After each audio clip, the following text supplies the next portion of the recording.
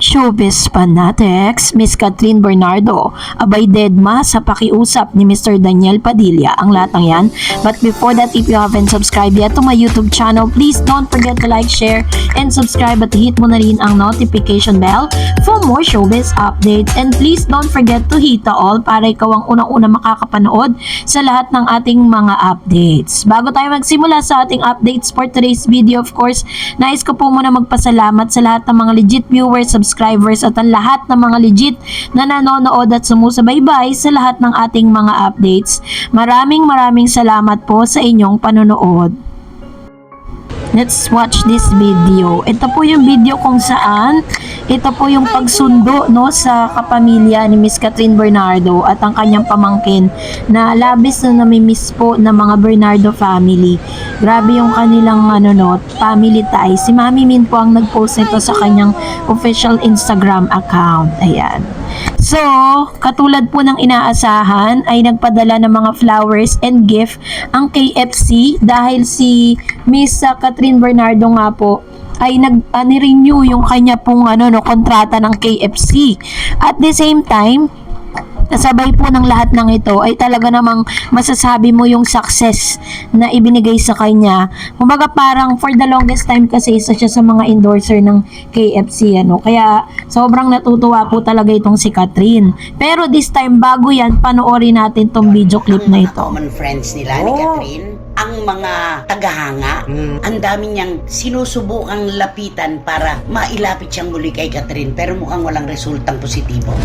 Ang nawala talaga kay Daniel. Pero alam mo, nung pumirma uli ng kontrata sa ABS-CBN si Catherine Bernardo, ni Anino, ni Daniel Padilla, wala doon sa pinakitang mga video.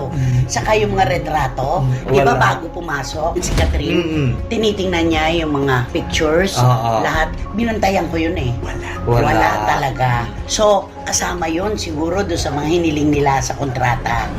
Siguro na siya ang mamimili ng kanyang magiging leading man. Walang banggit o pakita ng anumang larawan ni Daniel Padilla. Siya ang masusunod. Yun naman ang naganap. At yun ang naganap. At alam mo, napakaganda talaga ng pagtanggap ng Star Magic kay Catherine Bernardo. Ramdam mo yung sinseridad. Kahit naman siguro kay Daniel, ganyan din ang nangyayari, di ba? Dahil syempre, mga homegrown talent sila ng ABS-CBN, hindi pwedeng itapon ng gano'n na lang. At saka mga A-listers, mga artista ito. According po sa source ng isa sa mga news insiders na si Miss Christy Permin, sinabi niya na marami nga daw pong ginagawang paraan itong si Mr. Daniel Padilla to win back itong si Miss Catherine. Kasi kung matatandaan po ninyo, pati po yung usaping legal, yung usapin pong bawian ng mga ari-arian ay ang pinapakausap ni Catherine ay yung kanya mga abogado. Hindi niya na po para harapin pa si Daniel. Kumbaga, hindi po gumagawa man ng mga paraan itong si Daniel Padilla na makausap niya ng personal itong si Catherine, pero si Catherine na mismo ang tumatanggi sa offer na ito. So dahil po dito, according po kay Miss Christy, ay kinakausap ni Daniel, kumbaga parang dumidiga siya dun sa mga kaibigan and close friend ni Catherine para po bigyan sila ng way or ng chance na makausap nga itong si Catherine. Pero tila baga talagang nagmamatigas na ang isang Catherine Bernardo. Mukhang talagang para sa kanya ay chapter close na nga yung kanilang relasyon nitong si Daniel Padilla.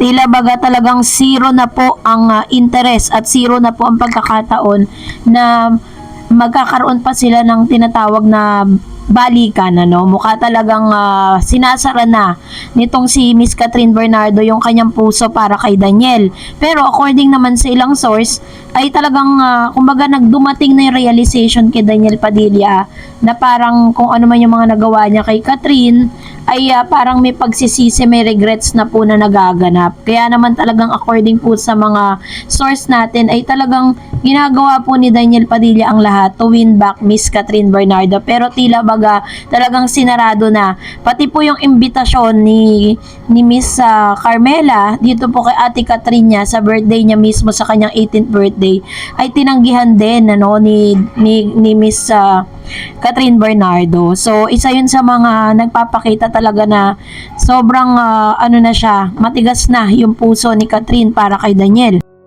Ayon po sa mga online news, Daniel desperado na nagpapatulong sa mga kaibigan para balikan ni Catherine.